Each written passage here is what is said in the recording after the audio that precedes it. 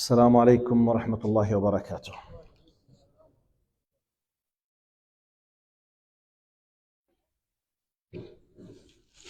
الله أكبر الله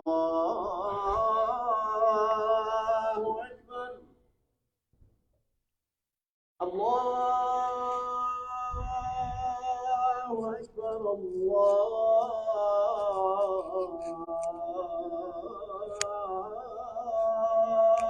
أكبر.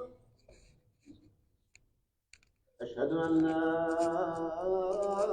إله إلا الله.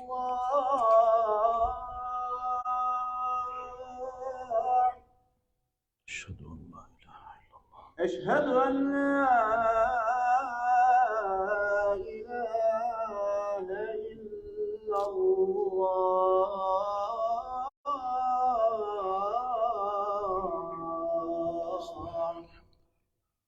أشهد أن لا إله. أشهد أن محمدًا رسول الله.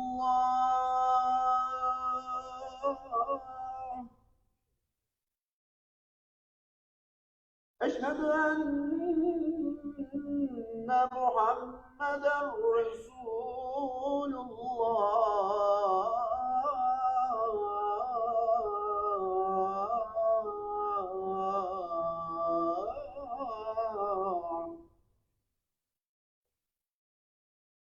حي على الصلاة.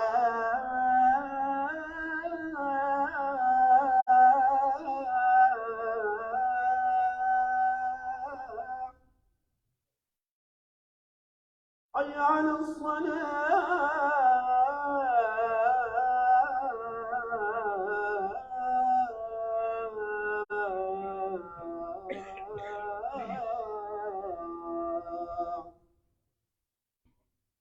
حي على الفلاح.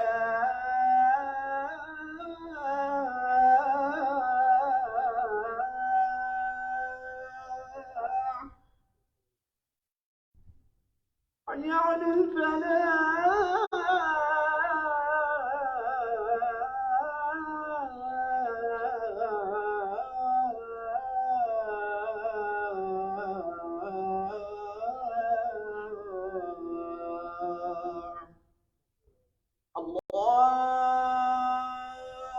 الله أكبر الله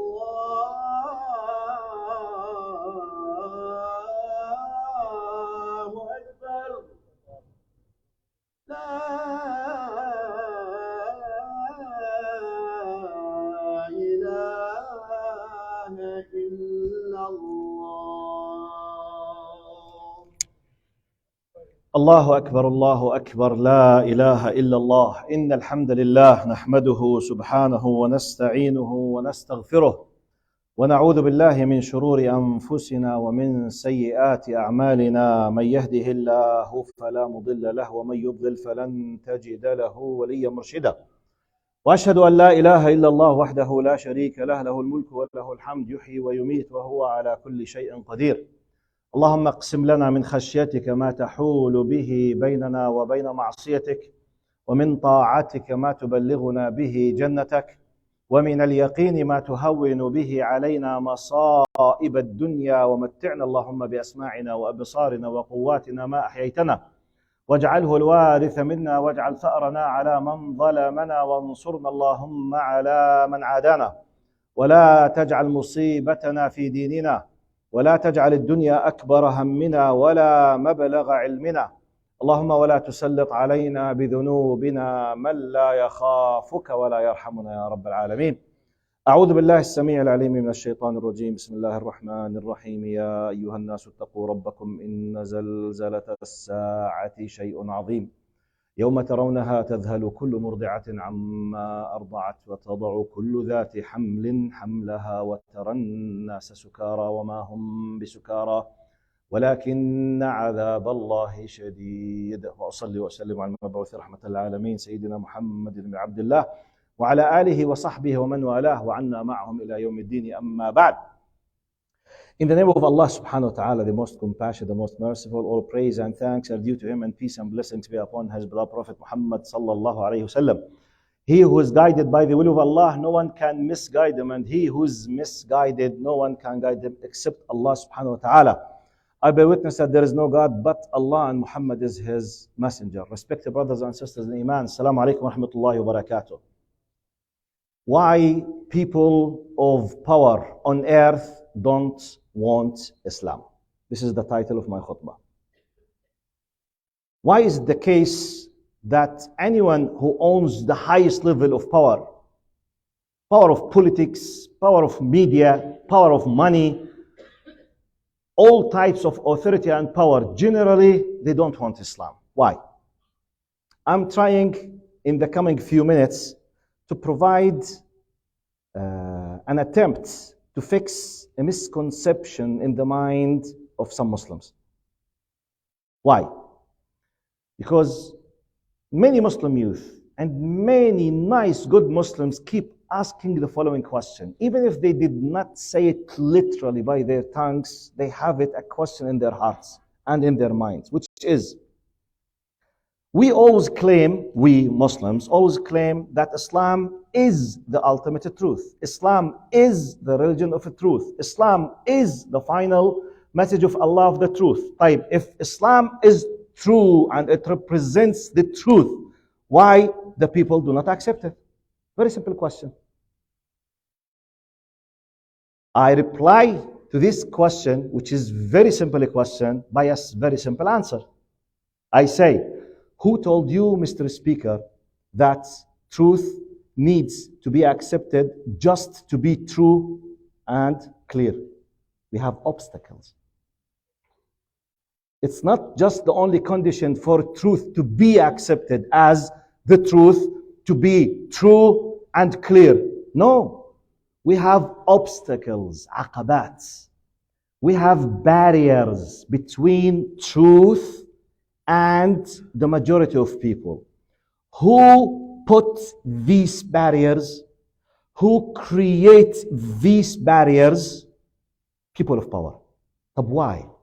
The justification. I will give you a possible analysis for this, at least from my point of view, depending on an article, even if numbers are not so accurate, but the core point is so true. One of the brothers, a Muslim, I think from Sri Lanka or Bangladesh, I forget the origin of the country, he wrote an article.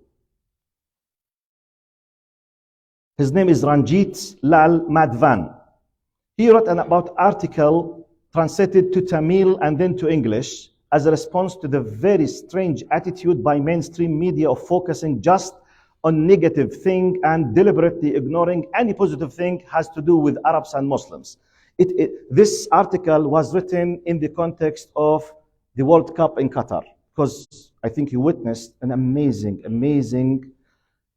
unable to understand reaction by the so-called, supposedly the fair media of some mainstream media around the world. They were just focusing on negatives, sometimes lying, sometimes attacking.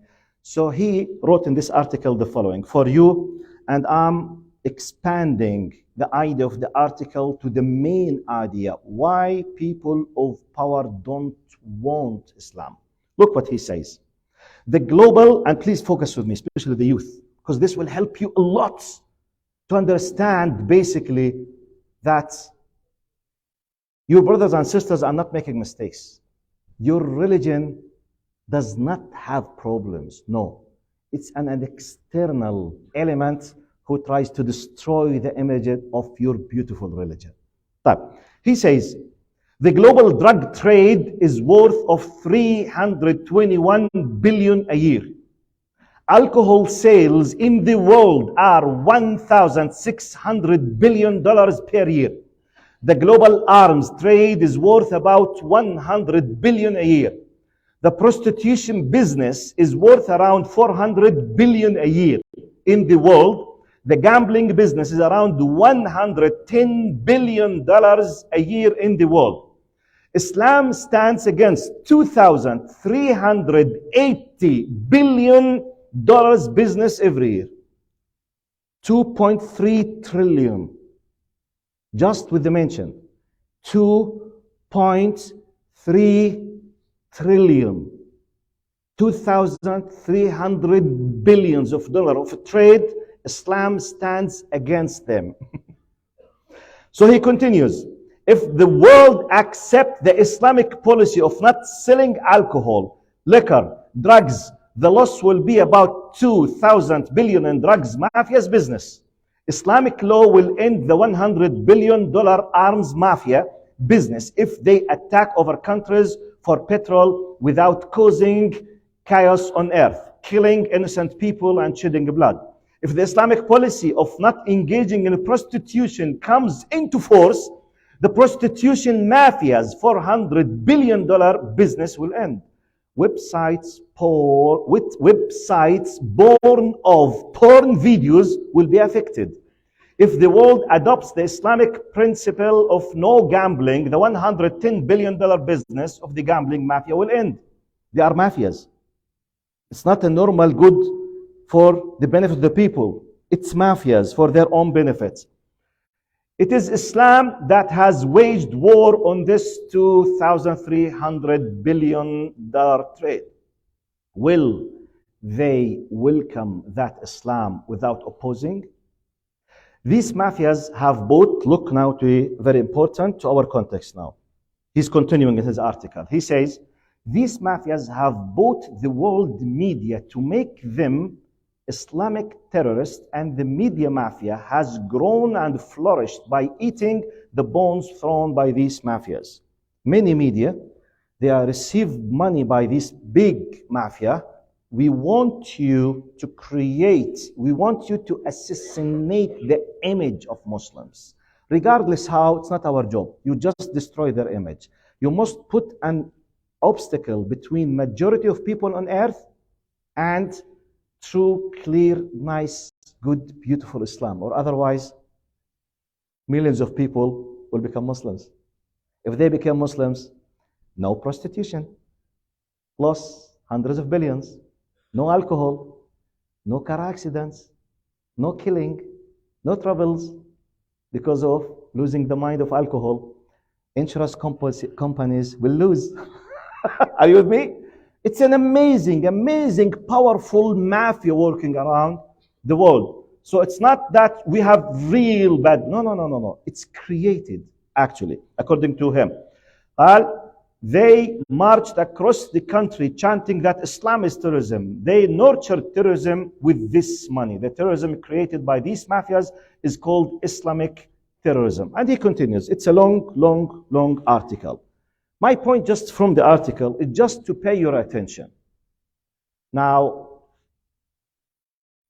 if we kept not paying attention to the beauty and the power of Islam, and to be affected just by this article and that movie and such without understanding the whole formula, the whole equation, you will lose your faith.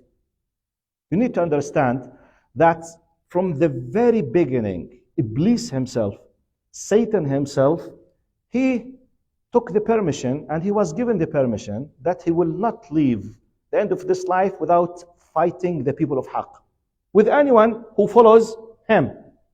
And we know who follows Iblis. Anyone who's doing something against the will of Allah subhanahu wa ta'ala and the haram, and by the way, it's not something new. Many people might think, for example, I was just explaining many times, many people when we use the word kuffar Makkah or mushriku Makkah, you know, the associators or the non-believers of Makkah, people they think that, for example, Abu Jahl and Abu Lahab, they refused accepting the existence of Allah. No, they believed in Allah's existence. Maybe people think that Abu Jahl and Abu Lahab, they refuse that Allah is a Razzaq. No, they believe in Allah is Razzaq. What is the proof? What is the dalil? وَلَئِنْ سَأَلْتُهُمْ مَنْ خَلَقَ السَّمَاوَاتِ وَالْأَرْضَ يَقُولُونَ Allah. If you ask them, O Muhammad, who created heavens and earth, they would say, Allah. وَلَئِنْ سَأَلْتُهُمْ مَنْ خَلَقَ السَّمَاوَاتِ وَالْأَرْضَ وَسَخَّرَ الشَّمْسَ وَالْقَمَرَ. If you ask them, O Muhammad, who created heavens and earth and subjugated everything in the universe, controlling everything. It's not just he exists. He's controlled, and he is Ar-Razzaq. They admit it's Allah. But where is the problem? They refuse to apply the law of Allah. What is the law of Allah? ولا تكرهوا فتياتكم على البغاء إن أردنا تحصنا. Don't force your girls to work in prostitution. At that time, prostitution in the world, it was a huge industry, which means money, power, control. Stop slavery. No. Stop prostitution. No, Ya Allah, we will not. Stop alcohol. You know, in Islam, it's not just the one who drinks alcohol is cursed. The one who drinks, the one who sits with someone who's drinking, the one who serves alcohol, the one who sells alcohol, the one who buys alcohol, the one who carries the grape or the whatever, the fruits that alcohol is made from it, all of them, they are cursed. Why? Because it stops the most important device in your existence, which makes you mukallaf, legally accountable. Once this one is absent, you are out of coverage. You are out of everything. That's why it's called in Islam Ummul Khaba'ith, the mother of immoralities. This is very clear in Islam. But who's benefited? By the way, Abu Lahab and Abu Jahl and the rest, all of this group, they were benefiting from these things at that time. Slavery, prostitution, you know, alcohol. They were controlling everything. So when they refused applying Allah's commandments, they became kuffar. You need to understand that. So, what is other evidence? I will give you another evidence and we will finish the khutbah, inshallah. It's just to fix a possible misconception, especially for the youth. Because we are living in a world where the media 24/7, all the time, you know, attacking, destroying character.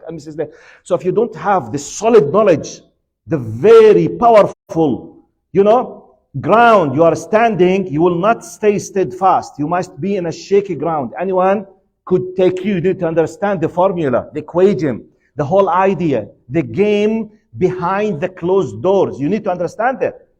Give you another example. The other evidence about what I'm taking. Allah subhanahu wa ta'ala says in Surah Al-Buruj, وَالسَّمَاءِ ذَاتِ الْبُرُوجِ وَالْيَوْمِ الْمَوْعُودِ وَشَاهِدٍ وَمَشْهُودٍ قُتِلَ أَصْحَابُ الْأُخْدُودِ. Allah is talking in the Quran about a group of believers. They were called Ashab al-Ukhdud, the people of the trench. According to the Mufassirin, they were Christians. Christians in their time who were following Isa alayhi salam as the true religion of Islam at that time. So in a certain place, regardless where, in a certain time, regardless when, Allah is giving us an idea about a group of believers. They were forced by the king, the dictator of their time, to follow his shirk religion. So they refused. So he digged like a big trench with full of fire and he was burning them alive. Look what Allah says. It's like a category. It's a title which is applicable on many people in the history. قتل أصحاب الأخدود النار ذات الوقود إذ هم عليها قعود وهم على ما يفعلون بالمؤمنين شهود. Allah is describing how the dictator with his soldiers, they made this trench, they were witnessing, controlling, doing their best to burn the believers alive. Then Allah said, وَمَا نَقَمُوا مِنْهُمْ إِلَّا أَن يُؤْمِنُوا بِاللَّهِ الْعَزِيزِ الْحَمِيدِ. This is my point. وَمَا, they have not anything against them except that they believed in Allah. No reason. They did not do any bad thing. They did not hurt. They did not go against the law. They did not do anything. They are just sitting by themselves, just saying, we believe in Allah. No. Because we know believe in Allah means the king's commandments will not be applied. It's Allah's commandments. We don't want Allah. We don't someone else's rules to be applied. That's why they burned them alive. This is the history. You need to understand that. But what is the purpose of all of this? Be ready. Whenever you hear an attack, count to 10 before believing whatever is said.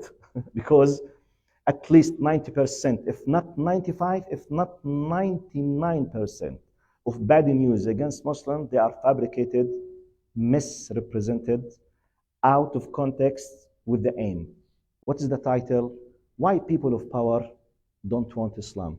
Simply, Islam is waging a war against their own benefits. And simply, they don't want Islam because of this. You need to understand that from one angle. What is the another angle that you need to understand?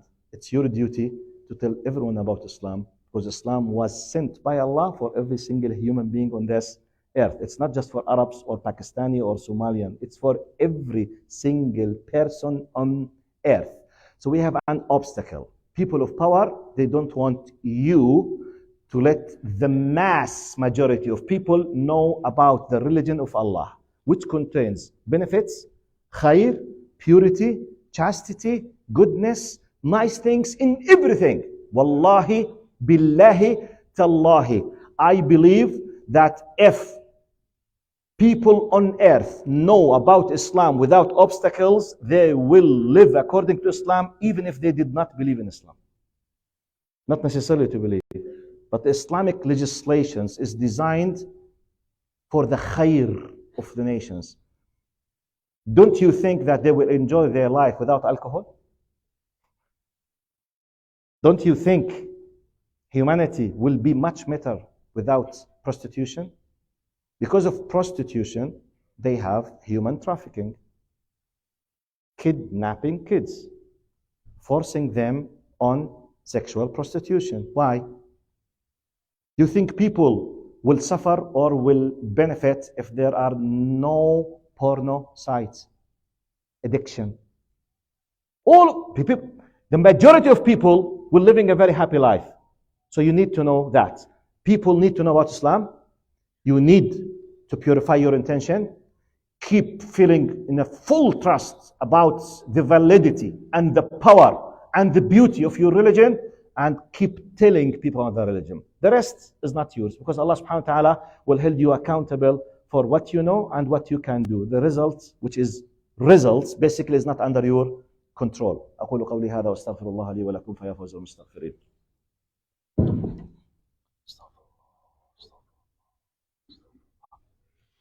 إن الحمد لله نحمده سبحانه ونستعينه ونستغفره ونعوذ بالله من شرور أنفسنا ومن سيئات أعمالنا. من يهده الله فلا مضل له ومن يضلل فلن تجد له وليا مرشدا. وأشهد أن لا إله إلا الله وحده لا شريك له له الملك وله الحمد يحيي ويميت وهو على كل شيء قدير. Respected brothers and sisters, before finishing and making the dua, what could be the most beneficial messages we can take from this khutbah? Number one, you will, I will, all of us will held accountable for fulfilling our duty. Allah has gifted us with the religion of Islam.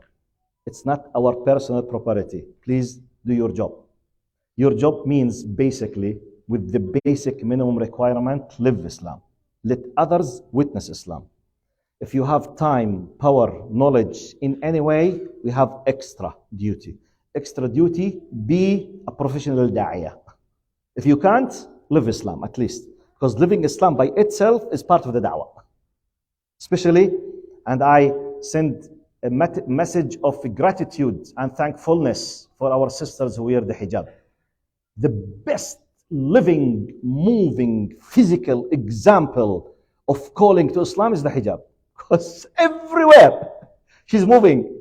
And sisters who wear the hijab, I give you good news. Hijab is not the symbol of Islam. It's an act of worship, because when you do it for the sake of Allah, you are in a continuous worship. Like doing the qiyam, the ibadah, the siyam, exactly. So when you leave your house wearing the hijab for an average 6 or 8 or 10 or 12 hours, you are in a continuous act of worship, ibadah. Men cannot do qiyam 12 hours a day. Anyone wears the hijab with the intention of doing for the sake of Allah, because it's the commandment of Allah, she's an act of worship. This is part of the da'wah. So please be careful, sisters. Please be careful. You are one of the most well-recognized, notable example of Muslim, whether we loved or not. So please take care of yourself. Be a good example. Don't mix hijab with makeup. Don't mix hijab with perfume. Don't mix hijab with very tight blue jeans. Please, let it be a proper hijab. Please. Because you are a living example, whether you loved or not. Be thankful. Part of your thankfulness, represent the true hijab of Allah subhanahu wa ta'ala. Loose and transparent, and the rest that you know. This is the first message.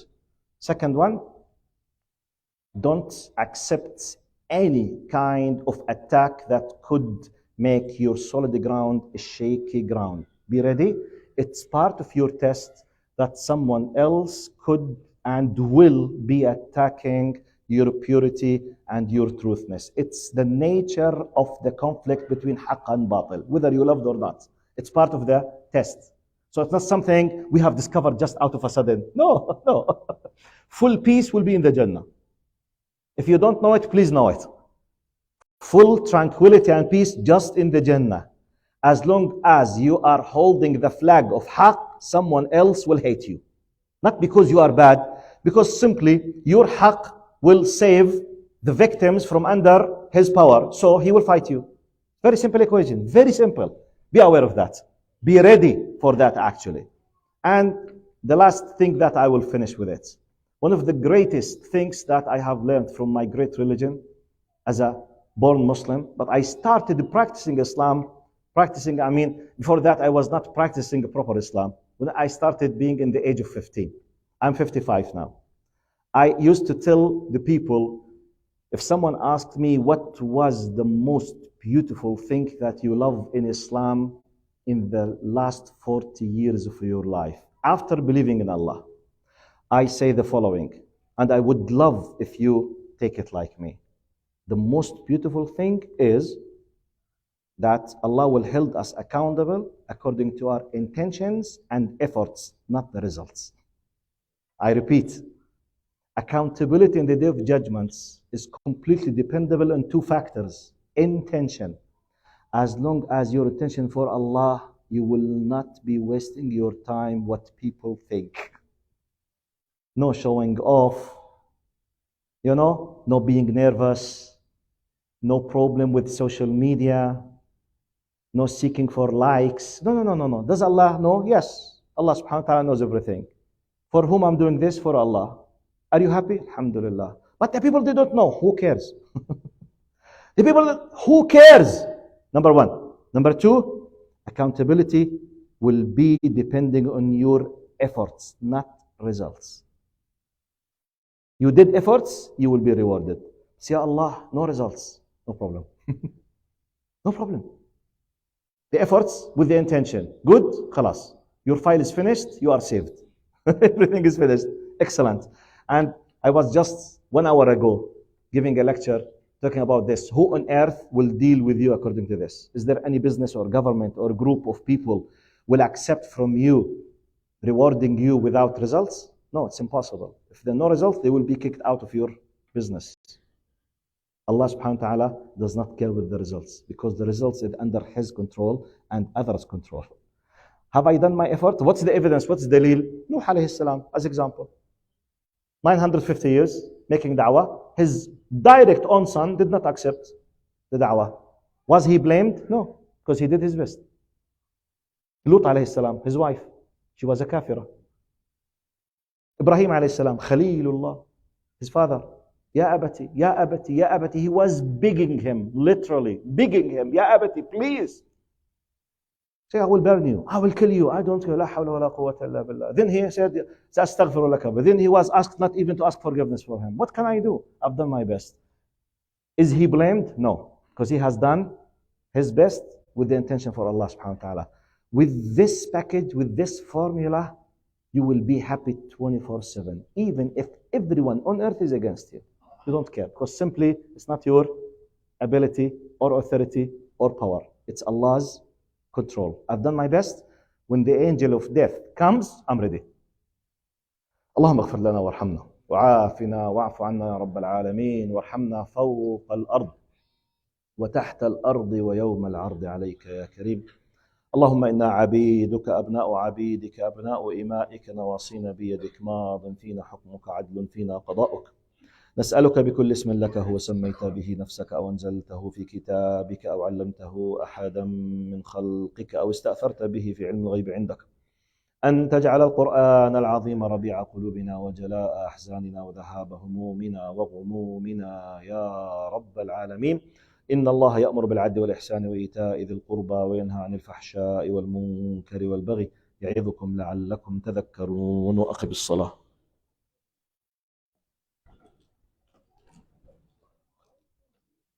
الله أكبر الله أكبر الله أكبر.